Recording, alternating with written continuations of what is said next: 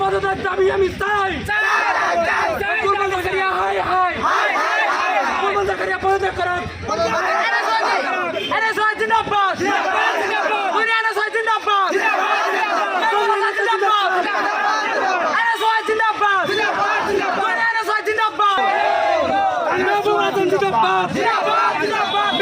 জিন্দাবাদ। বুলবুল জাকারিয়া হাই হাই বুলবুল জাকারিয়া হাই হাই জিন্দাবাদ জিন্দাবাদ আশা দেন আছেন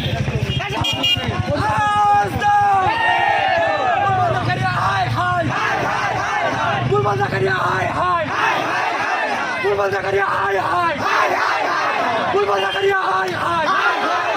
বুলবুল জাকারিয়া হাই হাই Joniana Tassim Islam, welcome! Welcome, welcome! Islam, welcome! Welcome, welcome! Jamila Khatun, welcome! Welcome, welcome! Satrabukti Zindabad! Zindabad, Zindabad! Awaz do!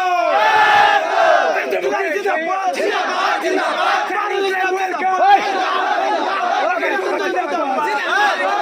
মই ইন্দ্ৰমামুল হক মই সংগীত আৰু সংস্কৃতি সম্পাদকৰ পদৰ প্ৰাৰ্থিত্ব আগবঢ়াইছিলোঁ তো আপোনালোকে সহযোগিতা পাই মই জয়যুক্ত হৈছোঁ। কোনটো সংগঠনৰ পৰা? সময়ত যিহেতু মোৰ আগত কৈ যোৱা আমাৰ মঞ্জুৰলে যে আমাৰ মাজত প্ৰতিভা আছে কিন্তু আমি অপৰচুনিটি আৰু গাইড পোৱা নাই, তেনেকুৱাই হয়।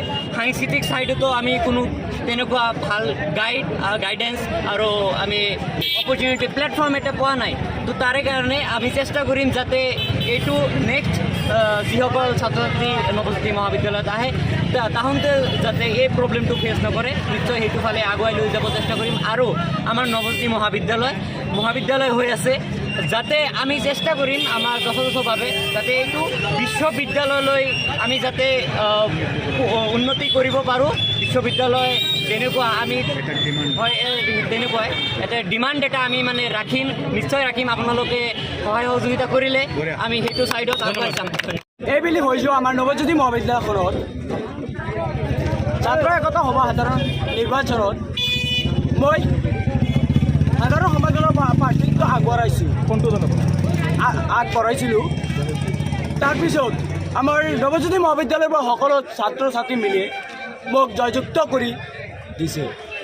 তো মোৰ যিটো দল আছিল, ছাপোৰ্ট আছিল, বাহিৰৰ যিটো ছাপোৰ্ট আছিল NRC কেনেকুৱা লাগি আছে? বহুত ভাল লাগি আছে। আৰু নৱজ্যোতি মহাবিদ্যালয়ৰ পৰিৱৰ্তী মোৰ থাকিব যে এইটো বছৰত আমাৰ নৱজ্যোতি মহাবিদ্যালয়খনত নেকৰ ভিজিট হ'ব।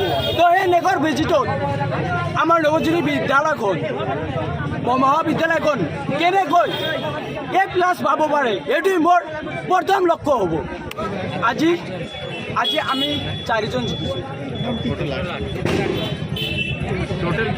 সাধাৰণ সম্পাদক, তাৰপিছত সংগীত সাংস্কৃতিক যিটো থাকে, আলোচনী সম্পাদক আৰু সমাজসেৱক। কিমানটা ভোট লাভ কৰিছিলে? মই 188টা ভোটত জয় হৈছোঁ। ভুল হৈছিল, তো তাৰে ভিতৰত মই 188 ভোটত জয় লাভ কৰিছোঁ। 8টা। মোৰ নাম কি আছিলে? মোৰ নাম জহিৰুল ইছলাম।